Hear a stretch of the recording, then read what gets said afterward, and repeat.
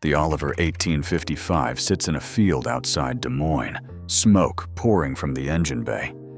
The farmer who bought it brand new 6 months ago watches his $10,000 investment die in front of him. The engine seizes with a grinding scream that echoes across the corn rows. This wasn't an isolated incident.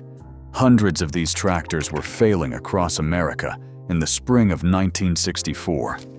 Engines overheating, turbos exploding, bearings seizing up after less than 100 hours of work. Oliver Farm Equipment had been building tractors since 1929. They survived the Depression. They survived 2 world wars.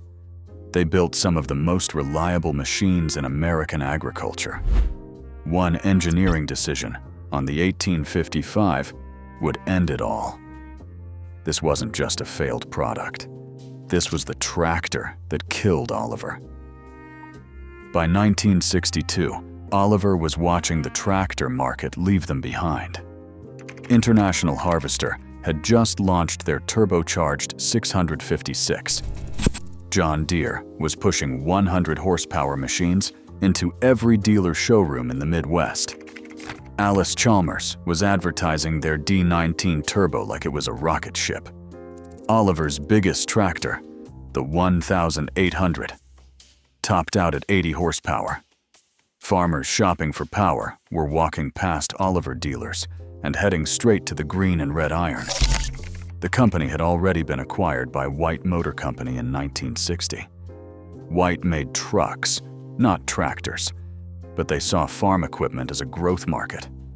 They wanted results, and they wanted them fast. White Motor gave Oliver engineers one directive: build a 100 horsepower tractor, and build it now. Oliver's solution was to take their existing 310 cubic inch Waukesha diesel and bolt a turbocharger onto it. On paper, this made perfect sense. Turbocharging was the hot new technology. Every manufacturer was doing it, and it would save millions in development costs compared to designing a completely new engine. The turbocharged engine made 105 horsepower. That put Oliver right in the fight with International Harvester and John Deere. The engineers ran the numbers, the accountants approved the budget, and Oliver rushed the 1855 into production for the 1963 model year. Dealers were ecstatic. Finally, Oliver had a tractor that could compete with the big boys on horsepower. The 1855 had sleek new styling, power steering, and that turbocharged engine that farmers were demanding. Oliver priced it aggressively at around $10,000, undercutting some competitors. Pre-orders flooded in before the first tractor even rolled off the assembly line in Charles City, Iowa.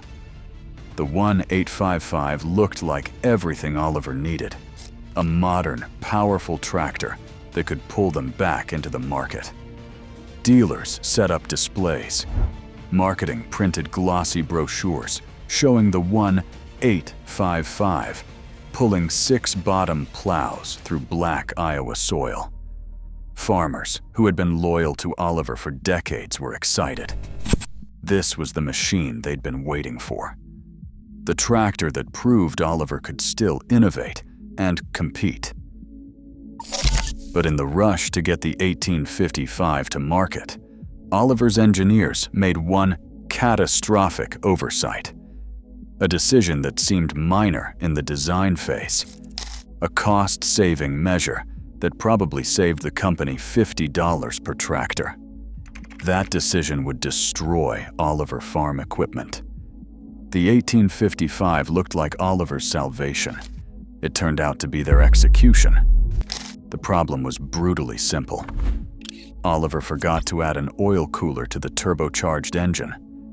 When you bolt a turbocharger onto a diesel engine, you're forcing more air into the combustion chamber. More air means you can burn more fuel. More fuel means more power. That's how you get from 80 horsepower to 105. But it also means way more heat. The turbocharger itself gets insanely hot during operation. The exhaust gases spinning that turbine are over 1,200 degrees Fahrenheit. The turbo shaft spins at over 100,000 RPM. The bearings inside the turbocharger housing glow red hot when the tractor's under load. All that heat transfers directly into the engine oil. The oil is supposed to lubricate the turbocharger's bearings and carry heat away from the engine's internal parts. Without an oil cooler, the oil temperature in the 1855 would spike to dangerous levels within minutes of hard work. Hot oil loses its viscosity. It gets thin. It stops protecting the engine's moving parts. The molecular structure breaks down under extreme heat. The turbocharger bearings would start to fail first. Without proper lubrication, the turbo would seize or blow apart. Then the main engine bearings would go. Then piston rings. Then cylinder walls. Eventually, total engine failure. Farmers who bought the 1855 started reporting problems almost immediately. Tractors would run fine for the first few hours. Then they'd suddenly lose power and start smoking. Some engines seized completely while pulling a plow through spring fields. Others would run rough, burning oil and losing compression until they wouldn't start at all. One farmer in Illinois watched his 1855 throw a rod through the engine block during wheat harvest. The tractor had 73 hours on it. Another farmer in Iowa had his turbocharger explode while baling hay. Shrapnel punched holes through the hood. The engine caught fire. Oliver dealers were flooded with warranty claims. Tractors with less than 100 hours were coming back with destroyed engines. Some had less than 50 hours. A few had less than 20 hours. The company tried to fix the problem in the field. They sent out service bulletins. They shipped retrofit kits to dealers. Some dealers attempted to install aftermarket oil coolers, drilling holes in engine blocks and running new oil lines. But the damage was already done. Farmers who had trusted Oliver for decades felt betrayed. They'd spent $10,000 on a tractor that couldn't last a single season. Word spread fast in farming communities. Farmers talk. They talk at the grain elevator. They talk at the co-op. They talk at church on Sunday. Don't buy the Oliver 1855. It's a lemon. The engine will blow up. Oliver's reputation, built over 30 years of reliable machines, was evaporating in real time. The financial hit was devastating. Warranty repairs cost money. Engine replacements cost money. Dealer compensation cost money. The bills piled up faster than White Motor Company could pay them. Even worse, sales of Oliver's other tractors started to tank. Farmers lost faith in the brand. If Oliver couldn't build the 1855 right, why trust them with anything else? Oliver tried to contain the disaster, but the damage went far beyond just the 1855. By 1964, Oliver was in full crisis mode, trying to salvage the 1855 program. They finally added an oil cooler to later production models. The fix worked. Tractors built after mid-1964 with the oil cooler were actually solid machines. The turbocharged Waukesha engine, when properly cooled, was reliable and powerful. But it was too late. Thousands of early 1855s were already in the field. Many had damaged engines.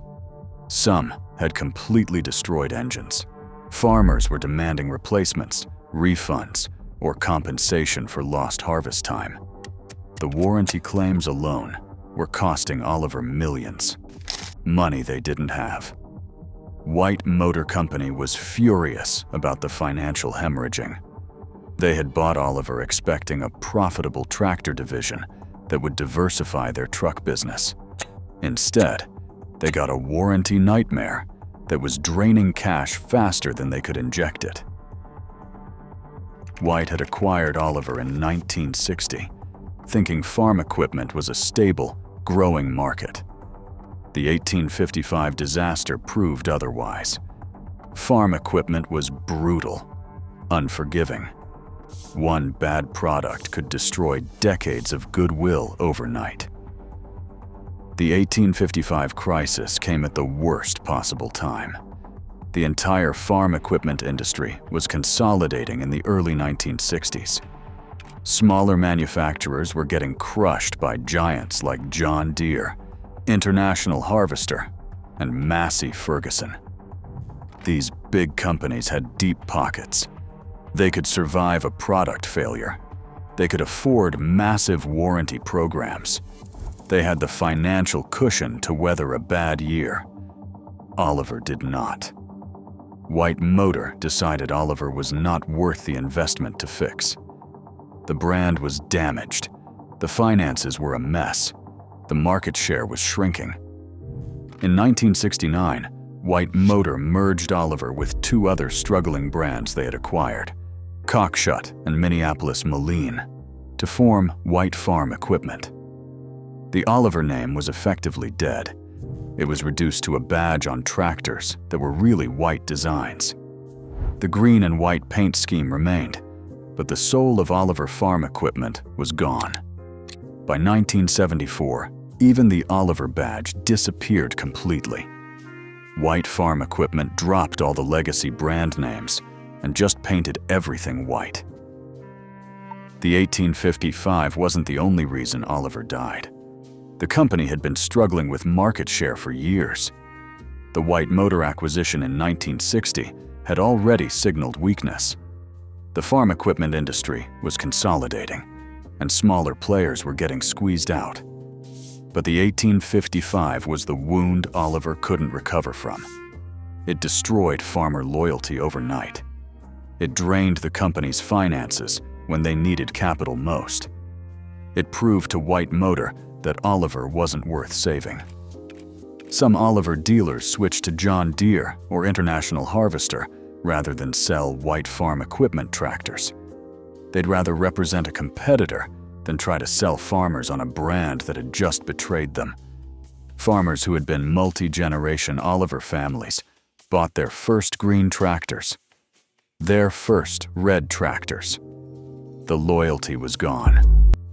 Today, the Oliver 1855 is a cautionary tale in engineering circles, a case study about the dangers of rushing a product to market, about the cost of cutting corners, about what happens when accountants override engineers. Surviving 1855s with the oil cooler retrofit are actually decent tractors. The turbocharged Waukesha engine, when properly cooled, is reliable and powerful. But there aren't many left.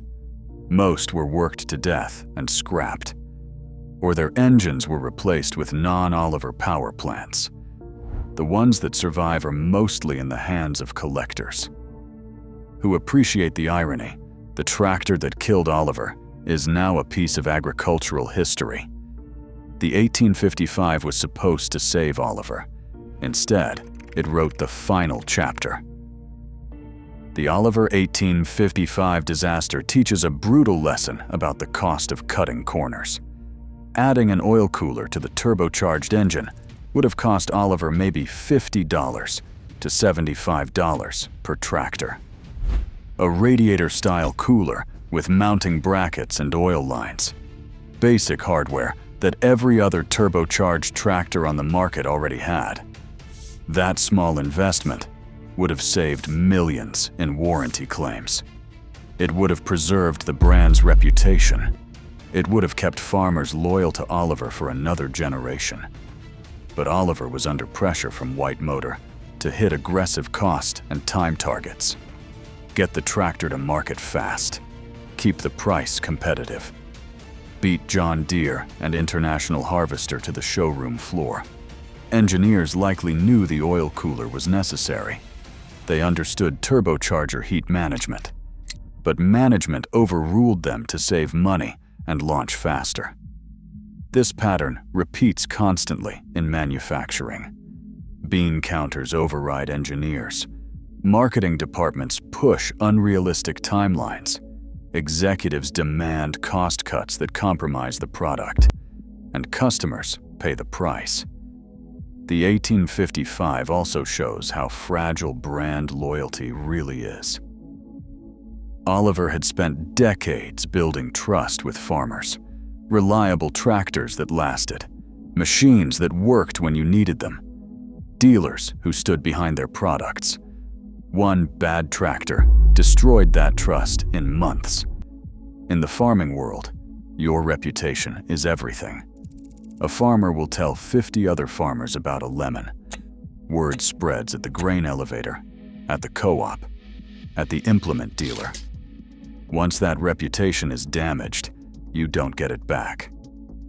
Oliver never recovered that trust, even after fixing the oil cooler problem. Farmers remembered the 1855. They remembered watching their tractors die in the field. They remembered losing harvest time because Oliver rushed a product to market. The tractor market is unforgiving. Farmers need machines that work every single day during planting and harvest. One breakdown during harvest can cost a farmer his entire year's income. Miss the weather window, and your crop rots in the field. The 1855's failures hit farmers at the worst possible times. During spring planting, during wheat harvest, during hay season. They never forgot it. Modern tractor manufacturers learned from Oliver's mistake. Today, turbocharged diesels have massive oil cooling systems, dual oil coolers, transmission coolers, hydraulic coolers, intercoolers for the intake air. Heat management is now a core part of tractor engineering, not an afterthought. Engineers test cooling systems under extreme conditions before production. They over-engineer the cooling capacity to handle worst-case scenarios. The 1855 is a reminder that in heavy equipment, there's no such thing as good enough. You either build it right, or you don't build it at all. A $50 oil cooler could have saved Oliver Farm equipment. Instead, the 1855 became the machine that killed a legendary American brand. Oliver's engineers knew what the tractor needed, but management gambled on cutting costs. That gamble destroyed 30 years of reputation in a single harvest season. If you're running an Oliver 1855 with the retrofit oil cooler, let me know in the comments. Those machines are rare survivors of one of the biggest engineering disasters in tractor history. Subscribe for more stories about the machines that changed everything, for better or worse.